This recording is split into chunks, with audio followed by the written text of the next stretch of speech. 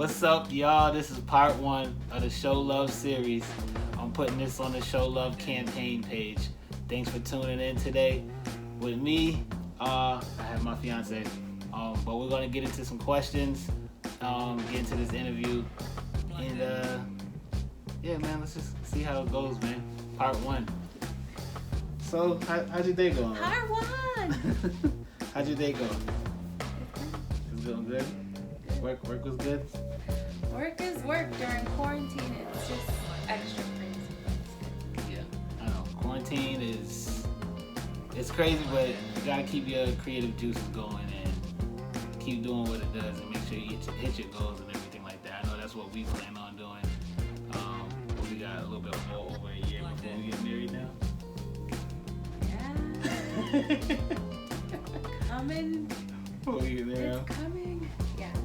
Alright, so let me just get into these questions, and you answer them to your best of your ability. They're nothing hard, but yeah, just elaborate on some of them, and yeah, just speak from the heart. So, first question, just please introduce yourself. What's your name? Where you're from? What you do? Go ahead. My name is Marley Saravia. For now. For now. I'm from Boston.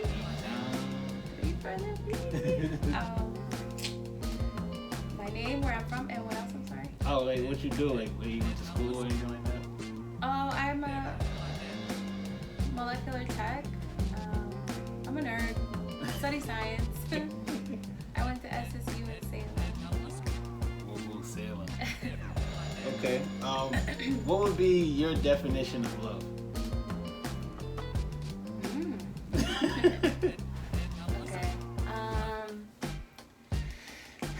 Okay. I'm trying to speak louder. I hope everyone can hear me. Yeah, I hope y'all can. My definition of love. Firstly, I think to me, God is love. Mm-hmm. You know that. Well, I know that, but You know. people. Oh, the people. Yeah. For me, God is love because He is love. He's the essence of love. So if you're a person who doesn't know God, you wouldn't know love either, because where you find true love in its purest form would be in God. So for me, to define love would be God's love, and to go into more details, love is pure. It's patient with you. It's very sweet, caring, understanding. What is it called? You don't expect nothing in return. So Yeah. like it's not selfish. Mm-hmm. Very open, very giving, and like the feeling of love itself and being in love itself is beautiful. It's the most beautiful thing. I'm sure parents see it in their children's eyes. We see it in each other every day, and it's special. It's a true gift if you're able to love someone and be loved, which is also. But also don't forget like loving yourself, obviously. Yeah, it's self-love. Oh yeah, I think that besides, you can't love somebody else if you don't love yourself. So Definitely. self-love, I think, is you gotta love yourself. Definitely gotta love yourself. Oh, the rough edges, everything. Everything. The whole about yourself. package. Definitely the whole package. So, how are ways people can show love? Like, what do you think? How can you show love? Like, how different ways like people can show? Like, how can you show love? Can I say how I express love? I'm gonna get to that. The different ways people can show love? Yeah. Oh, like how would you like what? In simple terms, to be honest, saying hello, Yeah. smiling at somebody, you know, like an honest one though, not just like a, type of thing, but like hi, it's nice to see you. Yeah. Another day, because some people don't get to see another person another day. No, you're right. You're definitely right about that.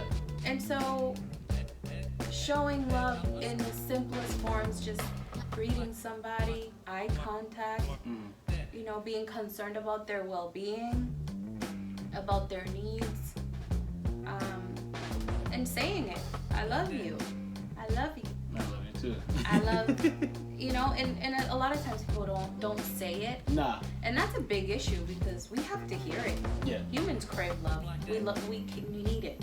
We definitely do. I think love is an aspect that's definitely needed, and I feel like it's also an aspect a lot of people know about, but also a lot of people like forget about as well.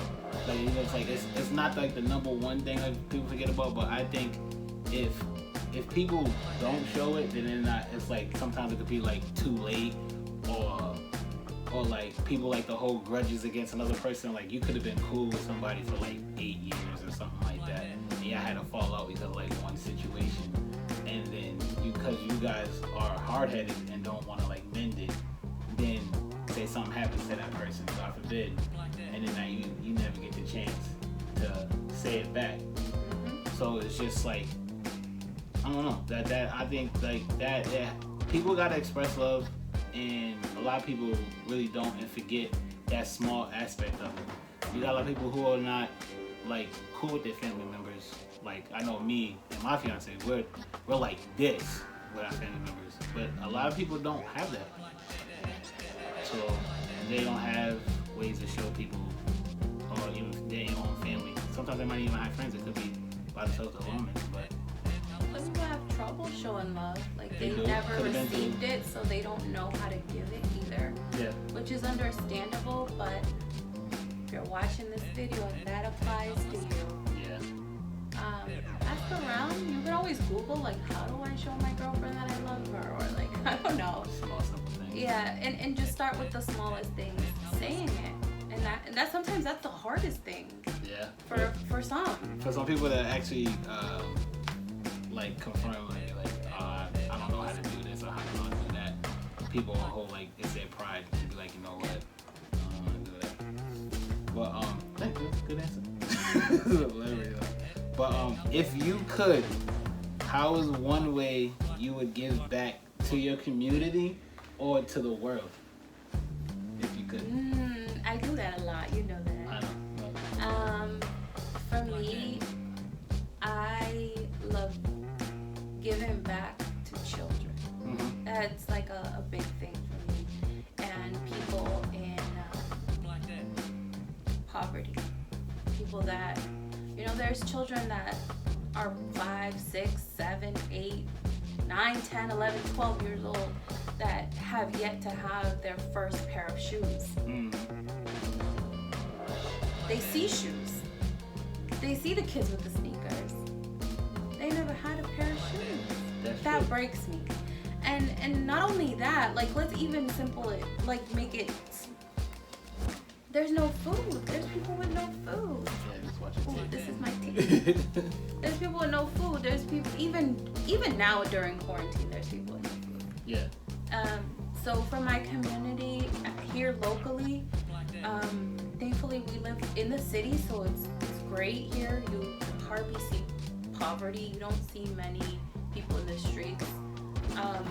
But we try to do our part in giving money if we can, giving goods, water if it's too hot outside, food, snacks.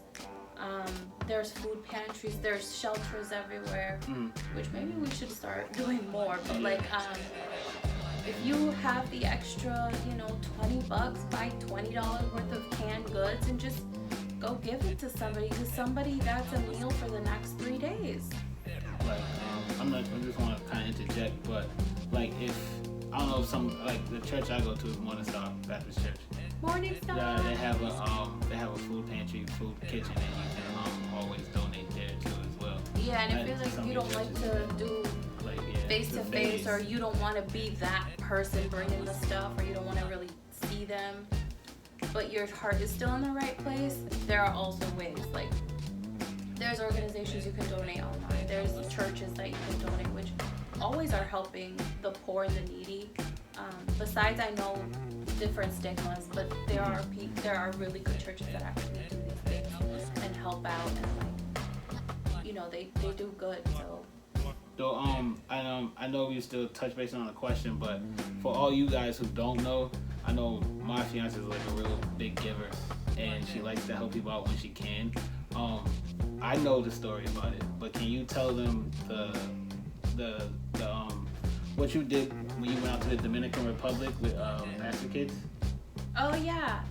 So my church is the Pentecostal Church of God International Movement. Woo! And so we always like to make trips if we can. Our church can personally do it, or our organization does it, where the youth or all of the pastors' kids, which I am another one for the pastors' kids, are able to go out and make donations or help the poor and all that.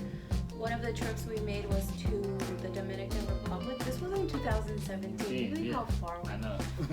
I know. So we went there and rebuilt homes. And when you think, oh, I'm rebuilding homes, I'm putting up a wall like this. No, sir. They're just wooden poles, like the wood panel. That's it. And like painting over it, but to them it was like gold. Like they couldn't believe someone took the time to do that, and it's something so small to us, but so big to someone else, and that's amazing. So our trip was more so again dedicated to the children, the orphans, the kids that are super poor, living in poverty, and babies. Believe it or not, I even held a little baby. It's so sad. So we went to like the poorest areas. It was like in the borderline between DR and Haiti, so you had a mixture of both cultures. And the poverty, you can just see it. There's no shoes, there's dust everywhere. The houses are little sheds, But I don't care about that. I love everyone. I don't care. We're just gonna go and do our thing. We donated school supplies, so backpacks, pencils, markers, stencils. We bought a lot of Barbie dolls too for the little girls. But I'll never forget that it wasn't enough, and I would break down crying. Yeah, and to the point where she missed something that I think that was very beneficial was the fact I knew she was really excited about going on this trip to give back to the people who need it, for the orphans, to the point where she know that everything that she was doing was helping them out, but she came back with just her suitcase and she gave away everything that she had in the suitcase. She came back with just her slippers and like her I gave clothes away enough everything. just I gave close away enough to come back deodorant. home. They actually wanted a used deodorant. That's the thing. Like, you don't know the extent. Like, it's crazy. So I gave away deodorant. I gave away perfume. I gave away my clothes. I gave away my shoes. I gave away my Bible. I gave away a purse that I brought. I gave away my mini shampoos. Everything. I just left literally everything. I just came back with an empty suitcase. But the reward for me was greater, I think, than what we even did. And I definitely want to do that again. I know they're making a trip out to Africa. And so I'm not going to be able to make that trip because we're getting married. But I'm definitely going to be donating, and hopefully that goes a long way for them. And they take pictures for me. I wish I could do that. Okay. So, who is the person that inspires you to show love to others? Like, who is that go-to where, like, you seen them, you're like, you know what? That's cool. Or, like, not even just that's cool. That's very honorable of them. Like, who is that person that inspires you to be the person that you are, like, the giver that you are? My parents. Out of both of them, though, my dad. My dad. My dad, he doesn't care about what a person looks like, what they got, what they don't got. He doesn't care.